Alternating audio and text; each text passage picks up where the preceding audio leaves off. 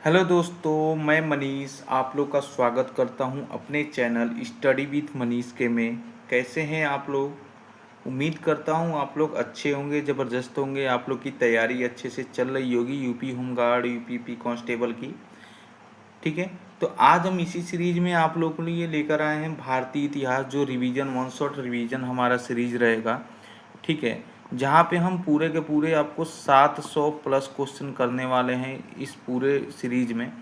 और ये आपका वन शॉट रिवीजन, आपका जो लास्ट टाइम रिवीजन का रहेगा उसके लिए आपके लिए रामबाण रहने वाला है। ठीक है, ये आपके लिए रिवीजन के लिए रामबाण रहने वाला है। अगर आपने यहाँ से रिवीजन कर लिया तो आपका 100% है कि आपका यहाँ से इस टॉपिक से एक भी क्वेश्चन आपको छूटने वाला नहीं है एग्जाम में, क्योंकि यहाँ पे जितने भी मोस्ट रिपीटेड क्वेश्चन है वो पूरा का पूरा हमने कवर किया है इस वीडियो में।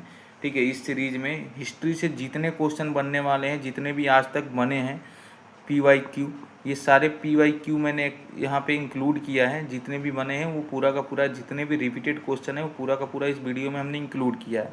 तो अगर आपने इस वीडियो को देखते हैं तो आपके लिए रामबाण हो जाएगा। और लास्ट टाइम में रिवीजन के लिए आपके लिए छोटा से छोटा वीडियो हम बना के चलेंगे, क्योंकि कम से कम टाइम में आप रिवीजन कर लें।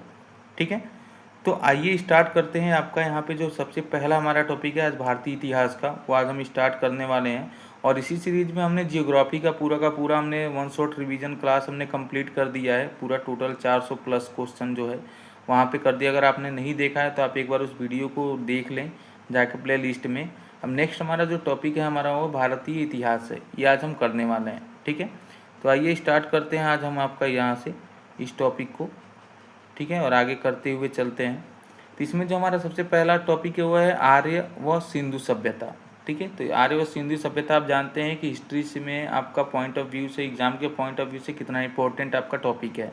तो यहाँ से क्वेश्चन आपको देखने को मिलेगा ही मिलेगा। तो आइए स्टार्ट करते हैं आपका यहाँ से। तो इसमें जो पहला हमारा क्वेश्चन है वो सिंधु घाटी सभ्यता की खोज किसने की थी? तो ये दयाराम साहनी ने की थी।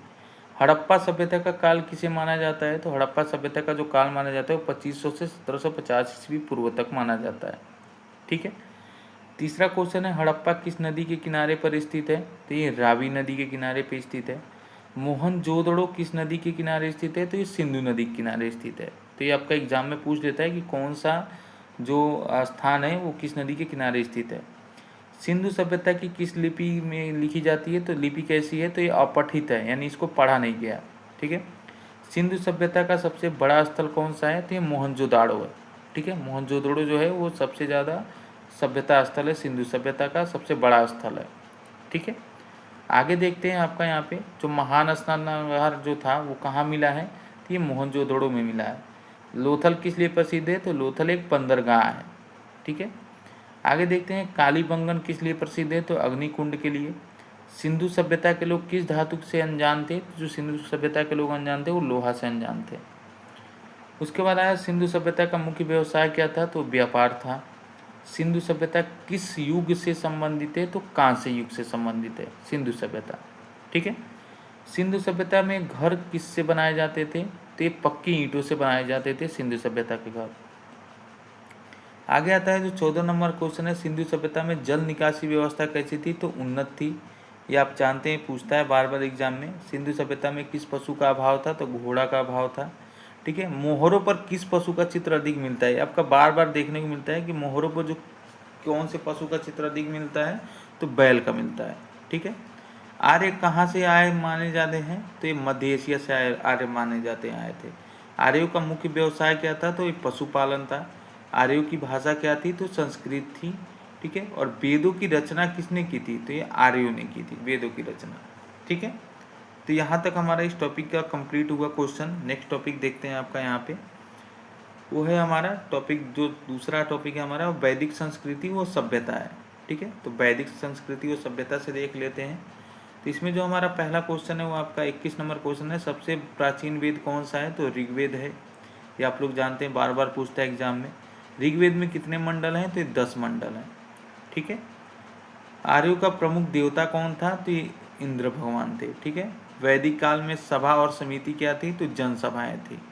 ओके, नेक्स्ट है आपका वर्ण व्यवस्था कब शुरू हुआ था? तो उत्तर वैदिक काल में शुरू हुआ था वर्ण व्यवस्था। ठीक है, अश्वमेघ यज्ञ कौन करता था?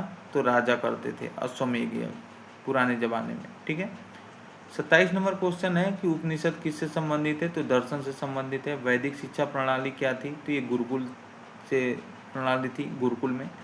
गाय को क्या कहा गया, तो अघन्य कहा गया है, ठीक है। उसके बाद आता है सरस्वती नदी का उल्लेख किस वेद में है, तो ऋग्वेद में है। वैदिक काल में राजा को क्या कहा जाता है, तो जनपति कहा जाता है, ठीक है। कर को क्या कहा जाता था, तो बलि कहा जाता है, ठीक है। आगे देखते हैं वेदांगों की संख्या कितनी है, तो वेदांगों की जो संख्या है वो 6 है। वेदों की भाषा क्या है, तो वेदों की जो भाषा होती है वो संस्कृत भाषा होती है, ठीक है। उत्तर वैदिक काल में मुख्य पेशा क्या था, तो कृषि था, ओके। आगे आते हैं पुरोहित वर्ग को क्या कहा जाता है, पुरोहित वर्ग को क्या कहा जाता था, तो ब्राह्मण कहा जाता था। सोम किससे संबंधित है, तो सोम जो है पेय देवता से संबंधित है, ओके। आगे देखते हैं आपका वैदिक समाज किस पर आधारित था, तो वैदिक समाज वर्ण व्यवस्था पर आधारित था, ठीक है। प्रारंभिक वैदिक काल में महिलाओं की स्थिति कैसी थी, तो उच्च थी। वैदिक काल का प्रमुख ग्रंथ कौन सा है, वेद है।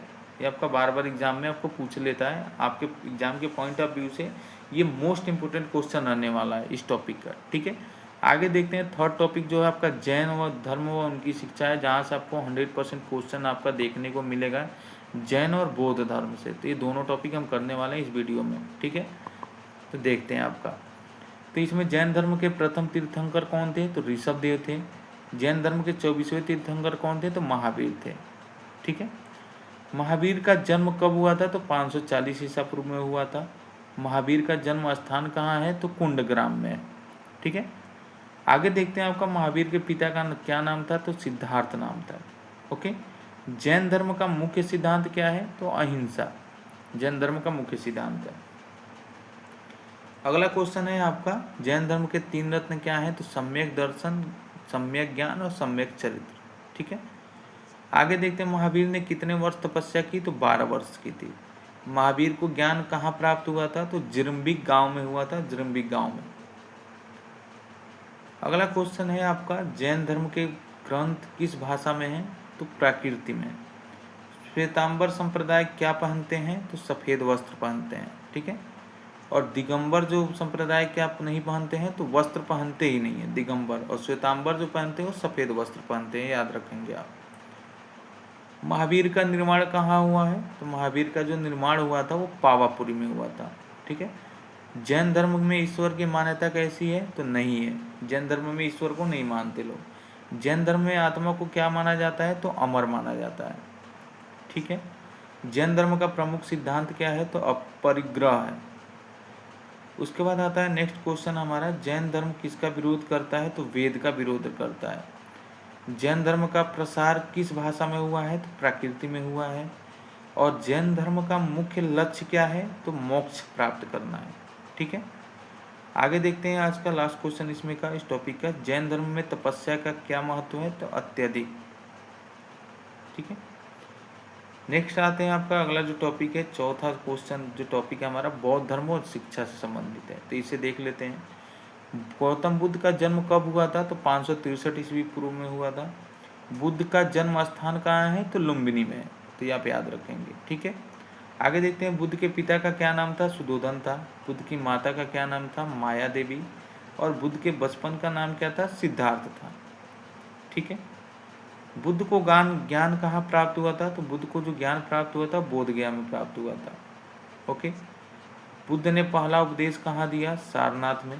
बुद्ध की मृत्यु कहाँ हुई, कुशीनगर में, ओके। त्रिपिटक किस भाषा में लिखे गए हैं, तो पाली भाषा में लिखे गए, आप याद रखेंगे पाली भाषा में जो लिखा गया त्रिपिटक लिखा गया, बार बार पूछता है एग्जाम में। बौद्ध धर्म का मुख्य सिद्धांत क्या है, तो 4 आर्य सत्य हैं। अष्टांगिक मार्ग किससे संबंधित है, तो बौद्ध धर्म से संबंधित है अष्टांगिक मार्ग। बौद्ध धर्म का प्रतीक क्या है, तो धर्मचक्र है बौद्ध धर्म का प्रतीक। बौद्ध संघ की स्थापना किसने की, तो बौद्ध संघ की स्थापना किसने की थी, बुद्ध ने की थी। उसके बाद आते हैं बौद्ध धर्म का प्रसार किसने किया, तो अशोक ने किया है बौद्ध धर्म का प्रसार। उसके बाद महायान और हीनयान क्या है, तो शाखाएं हैं बौद्ध धर्म की। बौद्ध धर्म में निर्माण का अर्थ क्या है, तो मोक्ष है, ठीक है। बौद्ध धर्म में निर्माण का अर्थ, अगर आपने वीडियो को अभी तक लाइक नहीं किया तो एक बार आप लाइक कर दें, और चैनल पे अगर आप नए हैं तो एक बार चैनल को सब्सक्राइब भी कर लें, क्योंकि ऐसा वीडियो जो है आपके मोस्ट इम्पॉर्टेंट आपको वीडियो रहने वाला है, जो आपको एग्जाम के पॉइंट ऑफ व्यू से बहुत ही ज़्यादा ज़रूरी है।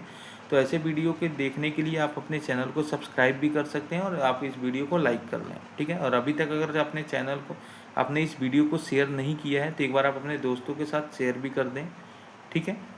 आगे देखते हैं आपका यहाँ पे बौद्ध धर्म में निर्वाण का अर्थ क्या है, तो मोक्ष है। बौद्ध धर्म में किसका विरोध करता है, वेद को विरोध करता है, ठीक है। बौद्ध शिक्षा का प्रमुख केंद्र कौन सा था, तो नालंदा था, बौद्ध शिक्षा था। 79 नंबर क्वेश्चन है आपका, बौद्ध धर्म का प्रमुख उद्देश्य क्या है, तो दुख से मुक्ति, ठीक है। और बुद्ध को क्या कहा जाता है, तो तथागत कहा जाता है। अगला क्वेश्चन जो हमारा टॉपिक है वो आपका है महाजनपद। 16 महाजनपदों से रिलेटेड क्वेश्चन देख लेते हैं। महाजनपदों की कुल संख्या कितनी थी, तो 16 थी। यहाँ से आपका बार बार क्वेश्चन देखने को मिलता है कि कौन सी जनपद की राजधानी कौन सी, पूछ लेता है डायरेक्टली क्वेश्चन। तो आगे आता है महाजनपद काल कब माना जाता है, 600 ईसा पूर्व में माना जाता है। सबसे शक्तिशाली महाजनपद कौन था, तो मगध था, ठीक है। उसके बाद आपका जो अगला यहाँ पे हो जाएगा, मगध की राजधानी क्या थी, तो राजगृह थी, ठीक है, मगध की राजधानी। उसके बाद देखते हैं बाद में मगध की राजधानी क्या बनी, तो पाटलिपुत्र बन गई। वज्जी संघ की राजधानी क्या थी, तो वैशाली थी, वज्जी संघ की राजधानी। कौशल की राजधानी क्या थी, तो कौशल की राजधानी थी श्रावस्ती, ठीक है। उसके बाद देखते हैं अवंती की राजधानी क्या थी, तो उज्जैन थी। गांधार की राजधानी क्या थी, तक्षशिला थी, ठीक है। आगे देखते हैं काशी की राजधानी क्या थी, तो काशी की जो राजधानी थी वो आपका क्या हो जाएगा, तो वो आपका हो जाएगा वाराणसी। कुरु की राजधानी क्या थी, इंद्रप्रस्थ। पंचाल की राजधानी क्या थी, अहिच्छत्र, ठीक है। 93 नंबर क्वेश्चन देखते हैं आपका यहाँ पे, मत्स्य की राजधानी क्या थी, विराटनगर। अंग की राजधानी क्या थी, चंपा। सूरसेन की राजधानी क्या थी, मथुरा, ठीक है। आगे आपका यह हो जाएगा, वो आपका हो जाएगा यहाँ पे 96 नंबर, महाजनपद की शासन व्यवस्था में जुड़े थे, राजतंत्र गणतंत्र। वज्जी किस प्रकार का राज्य था, गणराज्य था। महाजनपद काल में मुख्य पेशा क्या था, तो कृषि था। महाजनपद काल में व्यापार कैसा था, तो जो महाजनपद काल में व्यापार था वो विकसित था, ठीक है। आज का लास्ट क्वेश्चन जो रहेगा हमारा वो आपका रहेगा, महाजनपद काल में कौन सा धातु उपयोग में होता था, तो महाजनपद काल में धातु जो उपयोग था लोहा था, ठीक है। तो यहाँ तक आज हमने क्वेश्चन देखा है, ये पूरा का पूरा 100 क्वेश्चन है आपका, ठीक है, जो आपने इस वीडियो में देखा है आपका यहाँ तक। इसके बाद हम अगला जो वीडियो में रहेगा वो 100 क्वेश्चन लेकर आएंगे, ठीक है। तो ये वीडियो आपको कैसा लगा वो आप एक बार कमेंट में भी बताएं आपको, ठीक है। उसके बाद अगर आपने वीडियो को अभी तक लाइक नहीं किया तो एक बार लाइक कर लें और अपने चैनल को सब्सक्राइब कर लें। और कोई भी अगर सजेशन हो तो आप एक बार कमेंट बॉक्स में ज़रूर बताएं हमें, ठीक है। तो मिलते हैं ऐसे ही वीडियो में, नेक्स्ट वीडियो में, ठीक है।